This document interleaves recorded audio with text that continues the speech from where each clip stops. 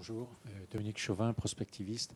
J'ai une question pour vous, Madame Delaposte. Désolé, je n'ai pas retenu votre nom et Monsieur Hervé.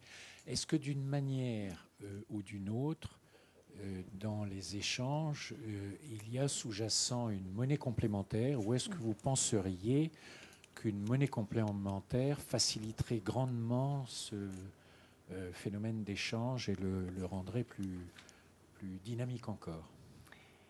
Alors, je vais répondre. Alors vous êtes équipe. Oui, vous m'entendez? Il faut juste que la salle puisse vous entendre. Alors, je vais me lever, voilà. Vous m'entendez là? Non? Non? Vous préférez avec le micro? Non. Donc, je vais parler fort. Dans le milieu associatif, à part l'RR, il y a ce qu'on appelle les CEL. Je ne sais pas si vous connaissez. Et les CEL, c'est de l'échange de savoir et de l'échange de services. Alors, j'ai été très rapide dans la présentation. Dans le RERS, on échange à savoir, on apprend à quelqu'un à faire. Et on n'échange pas des services. C'est pas je te fais ta plomberie, tu me fais mon carrelage. Et dans les CEL, il y a une monnaie. C'est-à-dire qu'il y a une hiérarchie dans les savoirs ou les services. Dans le RERS, c'est un principe de base d'égalité entre tous les savoirs. Et donc, c'est même pas concevable de créer une monnaie. Et je ne pense pas que ça dynamiserait les échanges, je pense que ça les limiterait. Alors, il y a des gens qui ont repris un peu la notion de RERS, sur Internet d'ailleurs, en faisant des échanges de savoir avec une sorte de monnaie, une évaluation qui permet, enfin un certain nombre de points qui permet d'accéder à tel ou tel savoir. Et ça ne marche pas très bien. Alors, ça ne marche peut-être pas très bien pour d'autres raisons que pour la monnaie. Mais personnellement, je suis convaincue qu'il vaut mieux ne pas avoir de monnaie. Alors, on m'a proposé tout au début, c'est juste pour élargir le champ, d'évaluer les savoirs comme sur eBay, c'est-à-dire de mettre des étoiles ou une numérotation. Comme tout le travail sur le RERS est élaboré avec des participants du RERS, je leur ai donc soumis cette proposition. Et ils m'ont tous dit, si vous faites ça dans le RERS, on s'en va. Nous, on veut bien apporter nos savoirs, mais si on nous évalue sur le savoir ou sur la personne, on s'en va. Donc, on n'a pas fait comme eBay. Voilà. Juste pour vous donner ces exemples. Pardon, est-ce que vous êtes en train de faire l'éloge de la gratuité? Absolument. Moi, je fais l'éloge de la gratuité et du don. Donc, je me réfère plutôt à Moss. Alors, on est dans un don, mais un don particulier, puisqu'on est dans la réciprocité. Ça, don contre don. Don contre don. Et c'est fondamental. L'idée sous-jacente, c'est de dire que tout le monde est acteur, certes, mais aussi qu'il n'y a pas d'assistés. Il n'y a pas ceux qui reçoivent et ceux qui donnent. Et ça, c'est fondamental dans la démarche derrière. C'est élaboré par Claire et Marc Hébert-Suffren. Merci. Merci beaucoup. Oui. Je vais essayer de parler fort. C'est pour vous enregistrer aussi, oui. J'ai une question pour vous également. Je voulais savoir si vous traitiez des questions et problématiques du management intergénérationnel dans le cadre de ce programme-là. Et qu'est-ce qu'il en ressort finalement? Est-ce qu'il y a des pistes? C'est une excellente question. Parce qu'on rapproche souvent le RERS du tutorat. Sauf que dans le tutorat, le senior est quelqu'un qui a un savoir qui transfère, ou dans le compagnonnage. Donc, dans le RERS, on est obligé de faire une offre et une demande. Donc, on peut être jeune et on doit obligatoirement faire une offre, et on peut être âgé et faire obligatoirement une demande. Ce qui fait que l'équilibre se retrouve dans le système lui-même. Si je vois par exemple le tutorat utilisé à la poste pour des facteurs, il y a un moment, le tuteur il se fatigue parce qu'il dit je donne, et les systèmes de reconnaissance sont peut-être pas suffisants. Dans le RER, ça ne se pose pas. C'est-à-dire que les personnes donnent, mais comme elles prennent également, il n'y a pas de souci. Donc on est dans de l'intergénérationnel sans avoir cette impression d'épuisement de la part de celui qui donne. Alors, vous l'avez vu, on a une population plutôt âgée. Hein. Ce n'était pas comme ma collègue qui, elle, avait des populations très jeunes. Donc voilà. Mais les... On n'en a pas beaucoup sur la population qui a été privilégiée. Ceci étant, tous les jeunes qui arrivent. Par exemple, il y a plein d'apprentis à la Poste, et je leur dis qu'ils peuvent parfaitement s'intégrer, intégrer le RAR s'ils le souhaitent. Et donc, ils commencent par dire « j'ai pas d'offre ». Bien évidemment, puisque je suis apprenti, j'apprends. Et je leur dis « si vous avez des offres ». Ça peut être comment naviguer sur Internet. Ça peut être comment rechercher les informations, comment élaborer un wiki. On a mis en place, en plus du site, sur lequel j'ai été très rapide, on a mis en place un Wikipostia. L'idée, c'est de faire exactement comme Wikipédia. Les jeunes sont très à l'aise avec ce genre de choses. Voilà, par exemple, on a mis en place un forum, on a mis en place une docuthèque collaborative, parce qu'on est sûr de l'échange de savoir, de la circulation, on n'est pas sur de la capitalisation. Donc certains m'ont dit, ça serait bien qu'on puisse déposer des documents. Enfin voilà. Et donc, il n'y a pas de notion d'âge et les plus jeunes peuvent apporter aux plus anciens. Donc ça, c'était fondamental dans mon esprit. Alors, voyons un petit peu, Caroline a mentionné, peut-être que je vais la convoquer ici. Si on va peut-être rester là, voilà. alors. Merci. Oui, voilà. Vous avez mentionné très rapidement dans votre exposé les Learning Circles. Oui. On aimerait bien en savoir un peu plus. En fait, je pense en vous écoutant que nos Learning Circles, c'est quelque chose qui est très similaire au RERS. C'est-à-dire que c'est des Learning Circles ce sont des cercles en fait de partage. C'est des communautés en fait qui se créent alors de deux façons. En gros, qui sont à peu près cohérentes avec trois types de sujets. C'est soit des communautés de compétences. Donc, par exemple, moi, je participe à un Learning Circles avec des collègues RH du monde entier. Et on se définit. Alors, ce sont des groupes qui fonctionnent complètement de façon autonome. Ça a été structuré et organisé en disant un Learning Circle. C'est affinitaire ? C'est affinitaire, c'est complètement affinitaire, donc c'est par profession. Ça peut être, il y a pas mal de learning circles techniques, puisqu'il y a une nécessité d'échanger de l'information technique. Voilà, donc vous avez à disposition tous les outils. Vous créez votre groupe via le réseau social interne et vous mettez en route le learning circle avec, je suis d'accord avec vous, un catalyseur et un facilitateur. C'est quelqu'un qui va à un moment donné aider le groupe à fonctionner, et on essaye d'avoir aussi des groupes qui sont petits. Voilà, et c'est exactement la même chose, c'est de l'échange de savoir, de bonnes idées. C'est de l'échange à la fois de compétences et à la fois d'idées en se disant tiens, il y a une idée nouvelle, est-ce qu'on pourrait en faire quelque chose ensemble? Et ça fonctionne. Et alors, je ne sais pas combien il y en a dans l'entreprise, mais c'est vraiment un mode de fonctionnement qui est extrêmement précieux.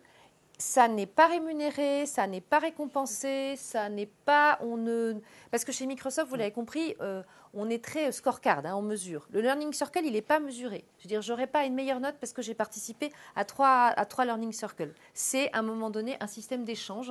Et c'est, même dans une entreprise assez capitalistique, parce que Microsoft, elle est capitalistique, le don gratuit en échange d'informations et de bonnes idées, il existe spontanément, après avoir été organisé et structuré comme vous le faites. Donc, c'est très, très similaire.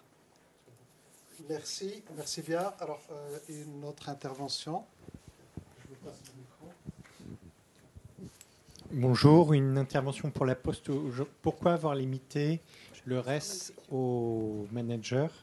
Puisque j'imagine que les facteurs peuvent avoir en tout cas des expériences vécues et certainement des savoirs partagés. Déjà, dans le RERS, on a un postulat, c'est que tout le monde a des savoirs et tout le monde peut les partager. Donc, alors, on l'a limité aux managers au départ parce que c'était une cible prioritaire par rapport à la stratégie et à la mise en place de ces outils de travail. La deuxième chose, c'est que alors, les échanges ont lieu pendant le temps de travail et sont reconnus comme des formations de proximité. Sur le temps de travail, parce que le cadre, il a un temps de travail.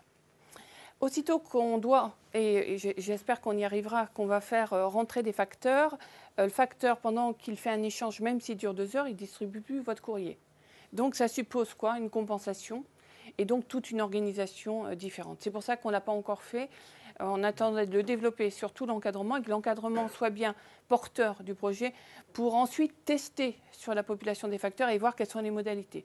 Deuxièmement, on n'est pas sur la même population, puisque je vous ai dit, en gros, 100 000 facteurs, il n'y avait que 15 000 cadres potentiels. Voilà.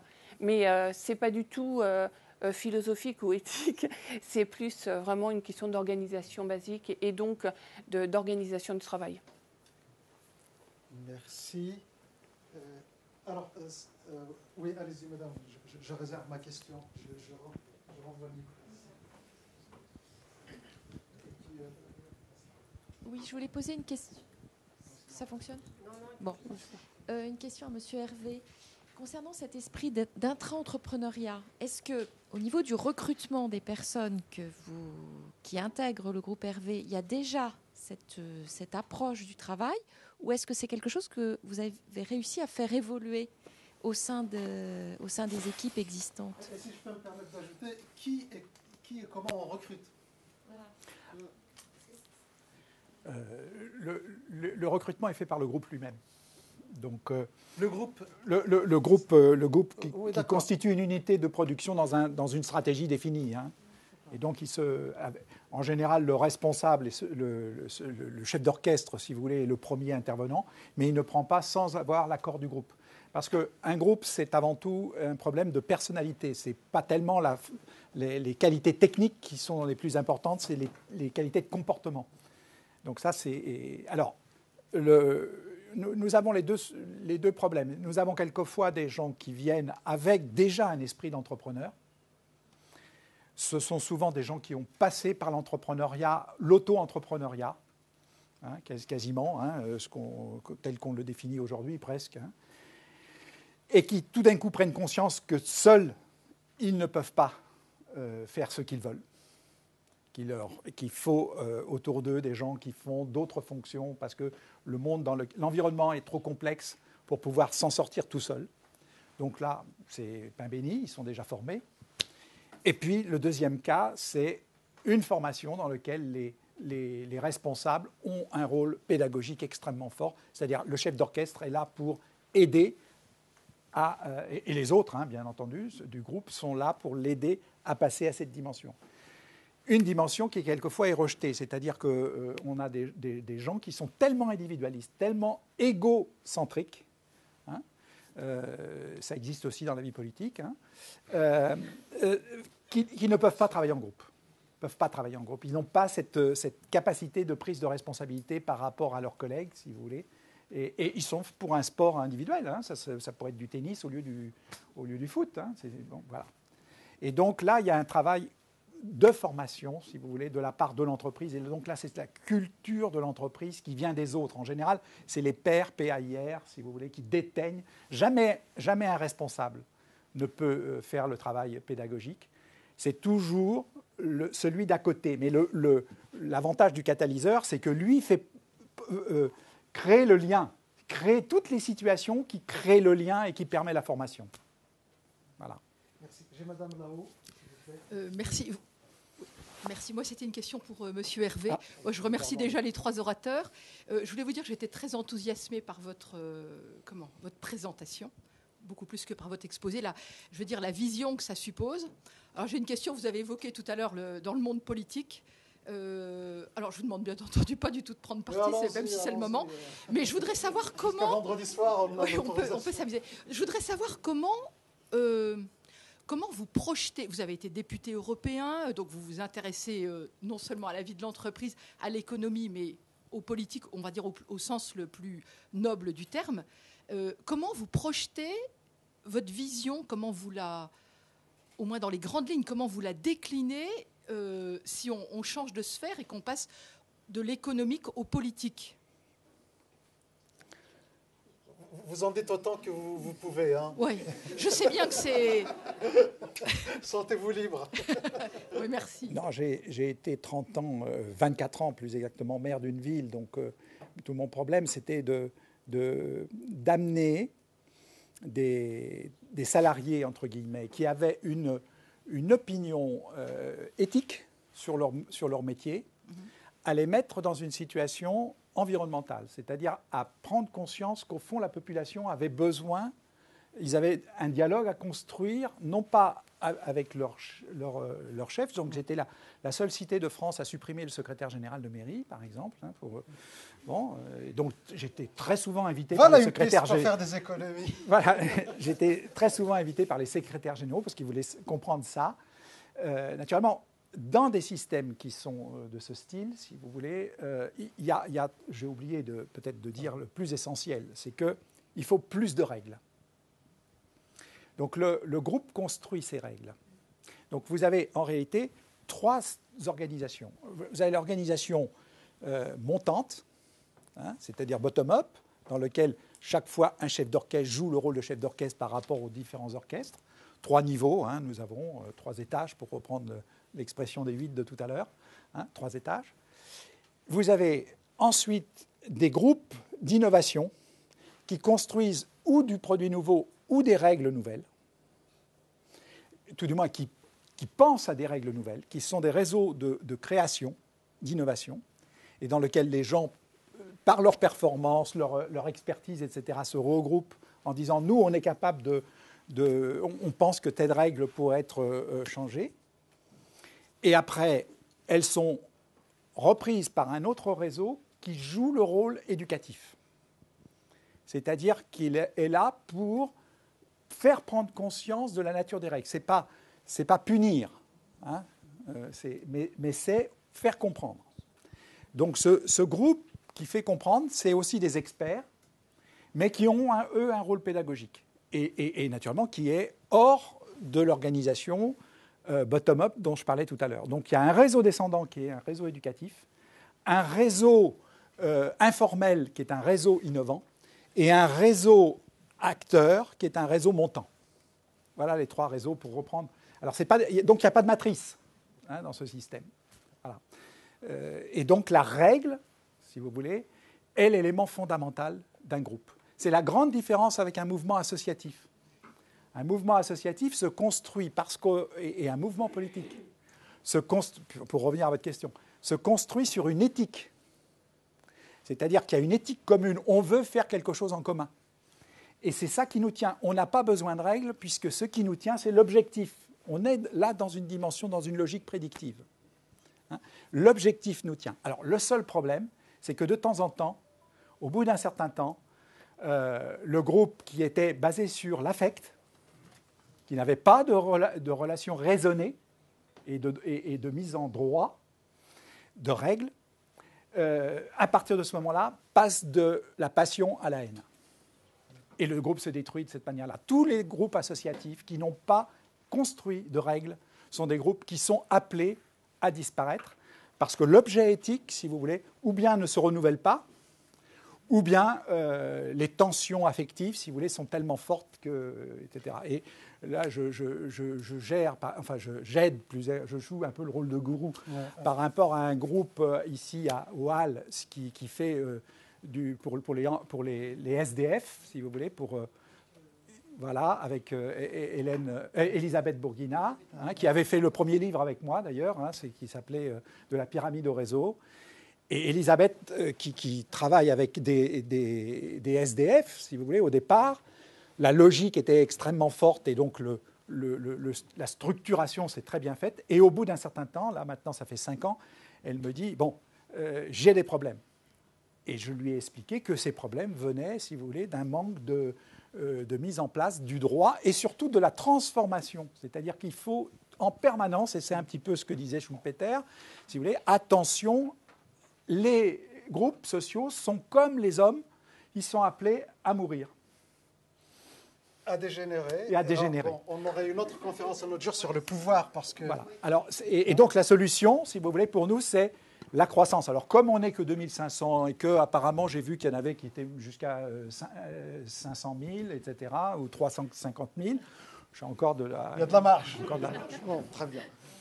Merci, c'est à vous. Merci. Monsieur Hervé, vous avez décrit une galaxie de 160 petits groupes de 15 à 20 personnes dans votre entreprise. Ouais. Vous défendez l'intra-entrepreneuriat, ce qui me paraît une vision très séduisante. Mais quand on revient aux réalités économiques, comment vous gérez la répartition des moyens et des investissements entre ces 160 micro-groupes ? Alors, c'est eux qui les gèrent. Oui, mais au niveau il y a quand même allocation de ressources à un moment ou un autre. Les allocations de ressources se font, si vous voulez. Alors, le système est simple. Il génère des résultats. Moi, je suis un peu comme Clémenceau. J'ai toujours pensé, si vous voulez, qu'un corbillard n'était pas suivi par un coffre-fort. Et donc les résultats, le tiers est donné aux salariés sous forme de participation. mais collective au niveau de la société concernée. Hein. Donc quand les sociétés sont petites, sous forme de société, c'est eux qui se répartissent ce tiers. Et quand la société est plus grosse, comme la société Hervé Thermique qui est la plus grosse et qui représente 1600 personnes à peu près, hein. C'est donc à elle toute seule, elle fait les 2 tiers. Là, c'est un tiers des résultats du groupe de cette société qui sont distribués sous forme de participation et intéressement. Le reste pour l'investissement. Et donc l'investissement, si vous voulez, à ce moment-là, les allocations d'investissement sont faites en fonction de ce qui nous reste. C'est-à-dire que qu'est-ce qu'il y a dans le pot commun la base se sert en premier, ouais. Si vous voulez, hein, pour ces investissements. Ouais. Il y a un pot commun, et ce qui reste, si vous voulez, ça nous permet éventuellement de faire des investissements, y compris des investissements de sociétés complémentaires, etc. D'accord. Donc on n'utilise pas les banques hein, pour le moment. Bon, on a cette chance. Mais on pourrait effectivement utiliser... Alors, pourquoi je n'utilise pas les banques? Parce que, si vous voulez... moi, j'ai été banquier aussi. Hein, donc, ah bah oui. Voilà, donc, 20 ans. Oui, parce que je faisais 4 métiers à la fois. Donc, c'est pour ça que j'ai tous ces métiers. Et donc, je me suis aperçu, si vous voulez, petit à petit, on est venu sur un intérêt court terme. Donc, le vrai problème du monde bancaire, c'est qu'au départ, ils étaient sur des stratégies de long terme, si vous voulez. Et progressivement, ils sont devenus sur des stratégies de court terme. Et moi, quand j'ai commencé en 72 dans mon entreprise, les salariés étaient sur des stratégies de court terme. Et aujourd'hui, ils sont des stratégies. Ils vous disent non, on ne veut pas d'augmentation. L'important, c'est que la société survive. Pérennité. Ils sont dans la pérennité. Et on a une inversion complète, si vous voulez, des mécanismes de représentation du temps. Alors, avant de vous passer la parole, monsieur, juste un petit moment, j'ai envie d'approfondir un petit peu cette idée de la modularité de l'organisation et comme quoi, pour que ça marche, il faut que les unités soient à taille humaine. Caroline, il me semble que... Alors, ça fait un petit moment que je n'ai pas suivi de près l'actualité de Microsoft, mais il me semble aussi que chez Microsoft, on avait aussi cette idée que les business units ne devaient pas être trop grandes, qu'elles devaient... atteindre un maximum de 200, je ne sais pas quoi, qu'elles devaient avoir leur propre bâtiment sur le campus de Seattle. Bon, je ne sais pas si je peux vous interpeller sur cette dimension-là. Est-ce qu'il y a eu aujourd'hui une doctrine chez Microsoft par rapport à la taille maximale d'une unité, d'une business unit ou autre? Alors, je suis un peu embêtée pour vous répondre parce que, très honnêtement, cette doctrine, en arrivant, je ne l'ai pas trouvée. Voilà, ça fait 1 an que j'y suis, donc je n'ai pas non plus toute la connaissance de l'entreprise de A à Z. Après, dans l'expérience et le fonctionnement de l'organisation France, que maintenant je connais plutôt bien, il y a effectivement des organisations différentes qui vont de 250 personnes à 90 personnes. Il y en a une qui fait 350 personnes quand même. Ouais. Voilà. Après, je crois qu'en termes d'organisation, vraiment ce qui se caractérise l'entreprise, ce sont des organisations extrêmement plates. C'est ça qui fait que vous avez des fonctionnements d'équipe pas hiérarchisés du tout. Donc chez Microsoft en France, vous avez un maximum de... Parce qu'après, il faut remonter jusqu'à Steve Ballmer. Vous avez 3 étages. D'accord ? Et la caractéristique d'un manager, les managers ont tous ce qu'on appelle des râteaux extrêmement larges. C'est des organisations plates. Moi, j'ai 8 personnes en râteau. Voilà. Et il y a des organisations avec du consulting, ils ont 17 personnes en râteau. 17 personnes en râteau, ça veut dire je ne peux pas faire des one-to-one toutes les semaines avec tout le monde. J'ai besoin d'avoir... Je suis obligée de déléguer. J'ai besoin, en tant que manager, d'avoir une relation de confiance, parce que sinon, ça ne marche pas. Et j'ai besoin d'organiser des temps collectifs et de faire en sorte que mes collaborateurs sachent travailler tout seuls ensemble. Donc, cette notion de réseau, elle est fondamentale. Si vous avez 17 personnes en râteau, vous ne pouvez pas avoir 17 one-to-one par semaine. Ce n'est pas possible. Et si vous voulez avoir un indice de satisfaction fort des salariés, il faut donc organiser votre communauté et la rendre autonome. C'est ce que j'observe comme organisation dans le quotidien. Merci beaucoup. Merci d'avoir patienté. Oui, non. Allô. Allô. Ça, c'est pour vous mettre en boîte. D'accord, c'est juste pour ça. Oui, c'est pour M. Hervé et pour Microsoft aussi, accessoirement, peut-être pour la Poste, je ne sais pas. Est-ce que vous avez formalisé jusqu'au point d'avoir comme des CV d'innovation ou un individu, un intra-entrepreneur ou quelque chose comme ça, accumule au cours de sa carrière comme un portfolio, comme un peintre ou un artiste, ou des choses vraiment innovantes, des prises de risques, des sorties de zone de confort, etc., qu'elle ou il a fait. Voilà. Oui, alors, si vous voulez, vient de l'exemplarité. C'est-à-dire qu'au départ, vous n'avez pas de contrainte de ça. Mais on a progressivement des gens qui veulent élargir, si vous voulez, leur capacité de travail en groupe, et qui se vendent, entre guillemets, à travers leur expérience, si vous voulez, et qui mettent donc sur le net l'ensemble des expériences qu'ils ont acquises. Alors, dans l'annuaire, vous avez la possibilité d'aller à chaque fois sur le thème concerné, si vous voulez, et permettre à l'individu de construire là où il estime être bon. C'est le problème de la confiance en soi, si vous voulez. C'est donc l'évaluation de soi-même par soi-même et bien entendu, référentiellement par rapport aux autres aussi. C'est-à-dire que nous avons notre système d'évaluation aussi pour chacun des individus est un système, mais ça c'était dans le premier livre que j'avais fait sur la pyramide au réseau avec Diri Barnes. Moi je l'ai fait avec Illich au départ, avec Jan Illich, qui est maintenant mort au Mexique, et qui consistait, si vous voulez, à ce que l'individu s'auto-évalue avec une évaluation référentielle venant de son environnement extérieur. Et pour nos responsables, c'est le groupe qui fait miroir par rapport aux responsables. Autant le responsable fait miroir par rapport à chacun de ses membres de son groupe, autant le groupe fait miroir pour que le responsable s'auto-évalue, si vous voulez, en évaluation référentielle. Parce qu'on a tous besoin d'une double évaluation. Une évaluation par rapport à nous-mêmes et une évaluation par rapport aux autres. On est tous à la Star Academy. Alors peut-être pour faire le pont avec ce que vous disiez, chez Microsoft, vous avez effectivement un espace qui s'appelle MyMS, c'est-à-dire que je poste à destination de tout le monde, je publie des informations me concernant, qui sont bien évidemment mon identité, mon ceci, etc. Et j'ai un endroit où je décris mes spécialités et mon expertise. Et donc, vous avez des expertises de nature différente. Donc ça, c'est de l'auto-évaluation. Et puis ensuite, où je décide de publier que j'ai une expertise, je suis particulièrement innovant sur tel sujet et que du coup, on peut venir me contacter, etc. Et après, il y a un deuxième système qui, je n'avais pas pensé comme ça, mais en vous écoutant, c'est que vous avez des systèmes de reward. Alors, c'est des rewards qui sont une sorte d'élection par les pairs. Tous les trimestres, par exemple, dans la communauté ressources humaines, vous avez un site qui s'appelle Everyday's Heroes. Voilà. Et donc, l'objectif, c'est d'aller nominer spontanément qui on a envie de nominer parce qu'il y a quelque chose d'exceptionnel, d'innovant, de particulier qui a été mis en place. Et donc, c'est un endroit où, en gros, vous avez la possibilité d'aller reconnaître des pairs et où vous pouvez, vous, être reconnu pour la pratique particulièrement innovante ou efficace. Alors, chez Microsoft, c'est les deux. Il y a innovant et efficace. En même temps, parfois, c'est parce qu'on a été un peu innovant, qu'on est sorti du cadre, qu'on a été particulièrement efficace dans une situation compliquée. Donc, vous avez ce système, c'est extrêmement spontané. Donc, en fait, l'entreprise envoie en début de trimestre un petit message en disant « N'oubliez pas, Everyday Zero, ça permet à un moment donné, par la communauté et les pairs, de mettre en avant quelque chose qui a été particulièrement innovant et efficace. » Et c'est ce qui permet. Donc, il y a à la fois, je m'identifie moi comme étant un expert là-dedans, et en même temps, la communauté peut m'envoyer des signes qu'elle reconnaît cette pratique-là comme étant une pratique pertinente. Alors, continuons là-dessus.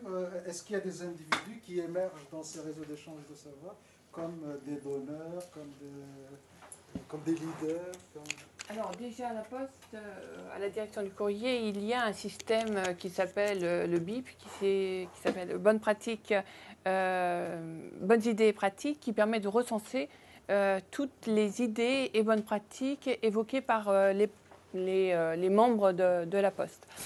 Dans le cadre du RERS, j'ai mis en place il n'y a pas très longtemps la possibilité de d'écrire ses compétences, donc d'un CV par domaine de compétences, enfin c'est pas un CV, c'est des domaines de compétences avec une recherche assistée assez pointue là-dessus, afin de pouvoir identifier des compétences des personnes et donc de générer des offres qui n'existent pas. Donc voilà, pour être rapide. Alors, nous avons peut-être pour une ultime question ou intervention. Monsieur, allez-y. C'est une question pour Monsieur Hervé. Je ne sais pas très bien comment l'exprimer, mais dans les 4 changements que vous avez évoqués à la fin de votre intervention, vous avez parlé de la synthèse des parties par rapport à l'analyse du tout. Je voudrais que vous expliquiez ça un peu mieux et pour vous provoquer, est-ce que vous êtes dans une démarche holistique ou au contraire une démarche déterministe finalement? C'est plutôt une démarche holistique. C'est plutôt une démarche holistique, effectivement. À partir du moment où vous êtes dans une vision systémique, si vous voulez, vous êtes obligé d'avoir une vision du tout. Mais en même temps, de laisser faire les parties et de voir qu'est-ce qu'il y a, si vous voulez, qu'est-ce qui peut être synthétisé dans la direction du tout en partant des parties. Et là, chaque élément, y compris moi-même, si vous voulez, parce qu'on ne part pas d'une société non hiérarchisée. Automatiquement, le hiérarque se retrouve par la façon dont les autres le voient, si vous voulez, d'avoir une note supplémentaire. Et c'est ça qui est intéressant dans le système du chef d'orchestre, c'est que quand moi je parle, je peux être minoritaire par rapport au reste du groupe. Je sais où je vais appuyer des minorités. Dans mon équipe est aujourd'hui composée d'une quinzaine de personnes à peu près, enfin 15 personnes exactement. Et donc si moi je vais appuyer une personne en situation minoritaire par rapport aux autres, tout de suite, si vous voulez, il y a un changement de regard qui se fait sur la personne minoritaire. Elle n'est plus mise de côté, mais elle est valorisée.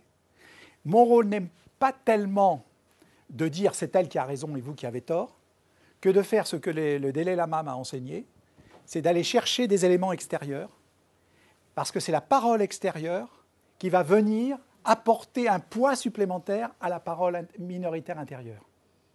On va sortir du cadre, si vous voulez. C'est un peu comme à un certain moment, quand Jean Jaurès a voulu sortir du cadre de la guerre entre la France et l'Allemagne, et où il a posé le problème des travailleurs. Bon, il a été assassiné, si vous voulez, on est revenu à la guerre de 14, mais dans un premier temps, il a voulu sortir du concept de France-Allemagne pour rentrer dans une dimension différente qui était les travailleurs allemands et français. Bon. Et quand on a construit l'Europe, c'est exactement la même chose. À chaque fois, si vous voulez, c'est de prendre une dimension supplémentaire pour bousculer, si vous voulez, les unanimismes qui se construisent progressivement dans un groupe. Et c'est comme ça qu'on fait de la croissance et de la transformation de groupe. Exemple, mais vraiment pour montrer, mes climaticiens de l'Île-de-France, qui sont à Cergy-Pontoise, ont décidé, à un moment, ils ont voulu que l'argent qui avait été gagné, si vous voulez, serve à la construction de bureaux nouveaux. Donc ils ont fait leurs bureaux, etc. Et ils ont fait leur bureau sans clim, sans clope, comme ils disaient. C'est-à-dire qu'ils ont inventé le bâtiment à haute qualité environnementale. Ils sont aujourd'hui le bâtiment haute qualité environnementale d'exploitation le plus en avance de France. Mais ce n'est pas bon pour le business. Mais si, parce qu'ils ont eu tout le business de l'OCDE. Ils ont eu tout un nouveau business, c'est-à-dire qu'ils sont complètement... Ils sont sortis du business qui était le leur pour découvrir un autre business, si vous voulez, beaucoup plus profitable pour eux. Et là, on est dans la démarche schumpeterienne, si vous voulez, de la création, de la destruction créatrice. Ils détruisent leur métier et en même temps, ils construisent un métier nouveau. C'est très rare. Schumpeter n'avait pas prévu cette case-là où les gens autodétruisent. Mais c'est bien, on l'a enrichi. Mais parce que les grandes entreprises, vous l'avez dit tout à l'heure, les grandes entreprises finissent par jouer sur la force et non plus sur la création et l'innovation. Vous disiez l'économie du pirate. Et donc, exactement. Ouais. Et donc, le vrai problème, c'est de faire descendre l'esprit d'entreprise jusqu'à la base de l'entreprise. Et à partir de ce moment-là, votre capitalisme ne mourra pas, puisqu'il va être remplacé par une dimension complètement démocratique, dans laquelle chaque élément est lui-même en situation, si vous voulez, d'innovation. C'est ce qui se passe dans le monde du vivant, ou sous les contraintes de l'extérieur. Le lamarckisme, c'est essentiellement ça. Sous les contraintes extérieures, on trouve les complémentarités qui nous font évoluer et qui font changer, y compris ce que nous sommes. Bon, c'est la vie. C'est la vie. Prenez pas l'ascenseur, prenez l'escalier. Alors, Merci à vous pour vos questions et à nos intervenants pour leur éclairage. Il nous reste quelques minutes que je vais mettre à profit juste pour vous soumettre quelques réflexions en guise de conclusion. J'ai fait un petit peu, j'ai noté au fur et à mesure, en vous écoutant les uns et les autres ce matin, j'ai noté un certain nombre de mots. Je me suis constitué un petit lexique ici. J'ai entendu ce matin réciprocité, liberté, volontariat, confiance, égalité, respect de l'autre, relation, mise en relation, réseau, délégation, empowerment, coopération, bien-être, adaptabilité. Enfin, c'est incroyable comme lexique. Et puis, je me suis dit, pensant, et en même temps que je vous écoutais, je pensais au lexique traditionnel du management. Et j'ai constaté quand même un écart. Voilà, pour dire les choses juste comme ça, je constate un écart entre le lexique usuel du management et puis le lexique que vous avez utilisé et enrichi ce matin. Et je suis intrigué un peu par cet écart. Et en fait, non, je ne le suis pas tellement. Pourquoi ? Parce que je pense que l'entreprise c'est un système, on va dire. Alors, tout à l'heure, je vous ai un petit peu taquiné sur le thème. Quelle innovation que de constater qu'on remet du lien, etc. Alors maintenant, je vais en prendre un peu pour mon grade. Quelle innovation dans nos institutions de formation au management que de redécouvrir et on va rétablir l'enseignement de la systémique. Moi, je me rappelle avoir été nourri à la systémique quand j'étais jeune. Puis on a complètement oublié la systémique. C'est sorti du curriculum. Et aujourd'hui, nous sommes en train de dire on redécouvre la systémique. Alors, par toutes sortes de vocables et de jargon. Mais ben, voilà, chacun en prend un peu pour son grade et c'est bien comme ça. Alors, oui, pourquoi est-ce qu'on a cet écart, enfin, ce qui peut nous sembler être un écart entre le lexique de ce matin et le lexique managérial, c'est qu'en fait l'entreprise est un système qui est condamné. Enfin, condamné, non. C'est un système qui porte une contradiction génétique. Il y a une contradiction génétique dans l'entreprise et dans tout système d'action, on va dire, organisé. Il y a l'impératif, il y a d'un côté l'impératif d'optimisation, de rationalisation, de synergie, de règles, de procédures, de prévisibilité. En gros, on va dire l'impératif de l'ordre. Il y a cet impératif de l'ordre. Et sans ça, sans cette approche rationnelle, analytique, on n'aurait jamais les grandes entreprises que nous avons aujourd'hui. Nous n'aurions pas les grands systèmes complexes industriels d'aujourd'hui ou les grandes entreprises de services. On n'aurait pas ça sans ce paradigme-là. Ça serait simplement impossible. Mais il y a... Et alors, bon, Schumpeter, lui, il s'inquiétait de la pente naturelle de ce paradigme-là à tout envahir et à tuer tout ce qui pousse. Mais il y a l'autre impératif, qui est l'impératif de créativité, de liberté, d'innovation, d'imagination, de sortir de la boîte, etc. C'est pas fromage ou dessert. C'est pas fromage ou dessert. Ça doit être fromage et dessert. Moi, j'ai grandi dans un monde encore. Enfin, bon, vous voyez que j'ai peut-être, voilà, on a l'âge de ces eaux. Mais je me rappelle encore, moi, c'était la fin un peu de cette idée. Il fut un temps où on pensait que le fonds de commerce, pour m'exprimer comme ça, le fonds de commerce d'une entreprise, il est dans la technostructure. Les individus viennent, partent, changent de trucs, etc. Mais c'est la technostructure. Et il y avait une croyance dans la force de la technostructure.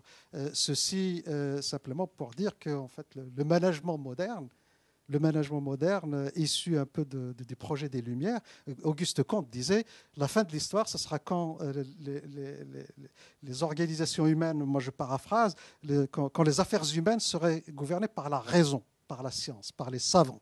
Donc c'était ça, cette idée, bon, on va évacuer les organisations idéales. Alors Max Weber est passé par là, Taylor, Fayol et ça. L'idée c'était, bon, l'entreprise ou l'organisation parfaite, c'est une organisation où il n'y a pas d'arbitraire, où il n'y a pas d'imprévu, où il n'y a pas de mauvaise surprise, où finalement le facteur humain ne joue pas, parce que le facteur humain est source d'irrégularité, d'imprévisibilité, de non-qualité, etc., etc. Et il faut dire que nous avons vécu dans cette idée, et nous continuons peut-être encore à vivre dans cette idée. Alors, on a eu dans les années 80 une réaction complètement à l'opposé de ça. Je ne sais pas si vous vous rappelez du prix de l'excellence et du management, le chaos management de Tom Peters et tout ça. C'est de dire, les organigrammes, les règles, les procédures, tout ça, cassez-nous tout ça, jetez-moi tout ça par-dessus bord, et puis vive la liberté, vive la créativité. C'était un discours un peu anarchiste. Et bon, maintenant, nous avons aussi un peu de recul pour voir que non, l'improvisation permanente ne fait pas une entreprise dans la durée. Pour pouvoir agir et dans la durée, il faut pouvoir capitaliser, il faut pouvoir mettre de la régularité, il faut pouvoir faire les mêmes produits et les mêmes services à l'identique quand même tous les jours. On a besoin de régularité. Et ce que nous avons besoin aujourd'hui, nous avons besoin, et c'est un peu là où je vous rejoins sur la révolution herméneutique, on peut utiliser des mots comme ça, mais nous devons pouvoir, et c'est en cela que notre référence commune Edgar Morin peut être utile en ces temps-ci, nous avons besoin de penser les deux. Nous avons besoin de penser les deux. Alors, intellectuellement, pour moi, c'est facile de dire, ouais, de toute façon, dans un management équilibré, si on veut que l'entreprise soit un écosystème innovant, il faut pouvoir concilier l'impératif d'ordre et l'impératif de liberté, de créativité. Intellectuellement, c'est facile à dire. C'est dans la pratique que c'est compliqué. Et le management, la difficulté du management n'a jamais été intellectuelle. La difficulté du management a toujours été pratique. C'est pour ça que le management, intellectuellement, c'est quelque chose de très simple, en fait. C'est dans la pratique. Alors, dans la pratique, je pense qu'on va revenir, peut-être aussi redécouvrir des choses telles que la sagesse. La sagesse et la prudence. Qu'est-ce que c'est que la responsabilité d'un chef d'entreprise ou d'un leader? C'est d'assurer le bon équilibre entre ces deux sphères-là. Parce que si vous ne faites pas attention, surtout dans des entreprises d'une certaine taille, la pente naturelle est vers la bureaucratisation galopante, l'escalade bureaucratique. Mais s'il vous en manque un peu, c'est l'excès inverse, et ça va être l'improvisation permanente. Et vous ne faites jamais système. Vous ne faites jamais système. Alors, comment est-ce qu'on peut résoudre cette quadrature du cercle? Loin de moi la prétention d'avoir la solution, mais je pense que pour moi, un management sage de ce point de vue, c'est le management qui consiste à se poser la question suivante et à répondre à cette question. Quel est le minimum de règles, de procédures, de dispositifs, etc., de systèmes dont nous avons besoin dans cette organisation pour fonctionner? Moi, j'appelle ça les processus critiques. Quels sont les processus critiques sur lesquels on ne peut pas prendre de risques? Et là, on définit les règles du jeu. Et on est très strict sur l'observation de ces règles du jeu. Mais ces processus critiques, ils sont toujours, quelle que soit l'entreprise, ils sont toujours forcément d'un nombre assez limité. Et alors la sagesse consiste à s'abstenir de légiférer dans le reste, dans les espaces de liberté. Et puis il y a un certain nombre d'autres choses qui vont avec.